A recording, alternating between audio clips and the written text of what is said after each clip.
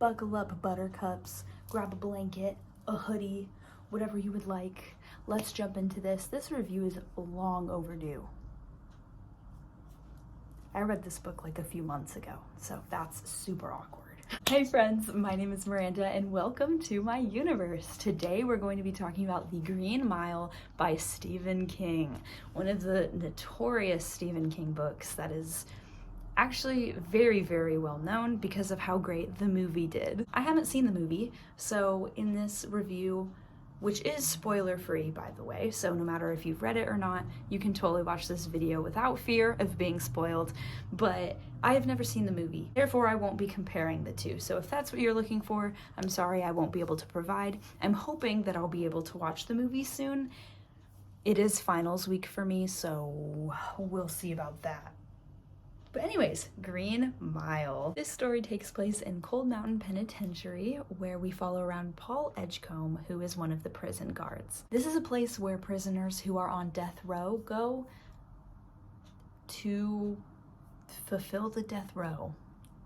A nice way to put that. One day, a man named John Coffey is brought into the penitentiary under the assumption that he killed 2 young girls, when indeed, he is innocent. And thus the story continues. We follow around Paul as he tries to figure out and solve the murder of the 2 girls if John wasn't the one who killed them. And he comes across very interesting information.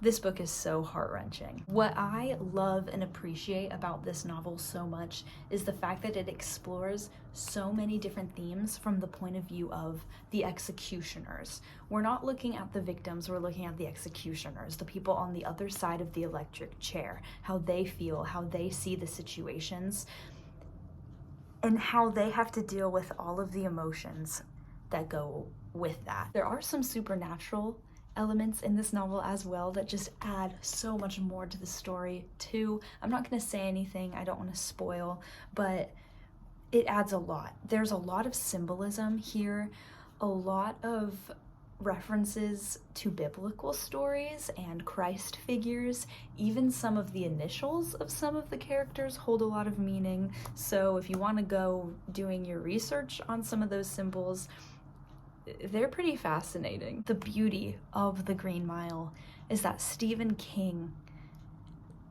manages to explore a lot of emotional, heavy subjects of injustice, especially when it comes to racism in the Great Depression, and the justice system and what makes a broken justice system versus a good justice system, how you go about situations in which you discover that someone is innocent, though they still carry the burden of the person who isn't innocent. Lots of themes of salvation and restitution.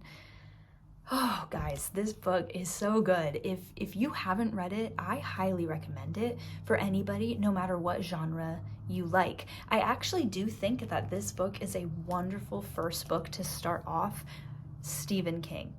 Like, if you have never read a Stephen King book in your life and you don't know where to go or what to start with, I think The Green Mile is a very safe bet because it is not inherently horror. It is not a scary book, though it does carry a lot of emotionality and a lot of deep, very deep subjects. It's not scary, so if you are not a fan of horror but want to check out Stephen King's writing, I recommend The Green Mile. I also think the writing in this is phenomenal. I am a huge fan of Stephen King, as you all may know, maybe know, but this book specifically is a great showcase of his writing and how he expertly creates this plot and this situation that is just so heart-wrenching that you just have to keep reading to find out what is going to happen. I love the supernatural elements to it, just the little twists. Just Stephen King has a way of taking these very heavy topics and putting his own twist on it and showing off his creativity. Like, oh my gosh, this man is a genius, guys. Like, I love Stephen King's writing. This one is a very great example of a piece of fiction that just, it can change lives. this book, I keep rambling.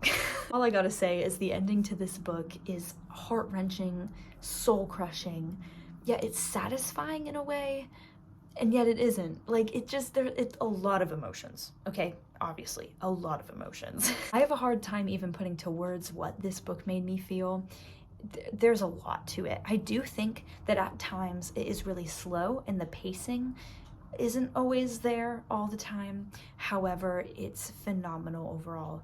A beautiful, beautiful novel of this Christ figure who is taking on the sins that aren't even his own, and what that looks like, and if there is salvation and forgiveness for that, and if there's forgiveness for the people that ended up being a part of the injustice without even knowing it. So there's a lot here. There's a lot that I could unpack, but this is just spoiler free, and I recommend it. I highly recommend this novel. Please do yourselves a favor and read it. If you have any other thoughts, feelings, things you want to add, also comment them down below, and I will do my best to get back to you guys.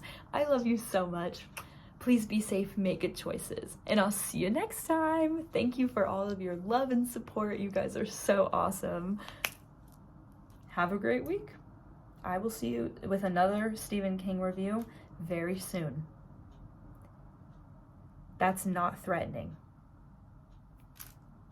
Bye.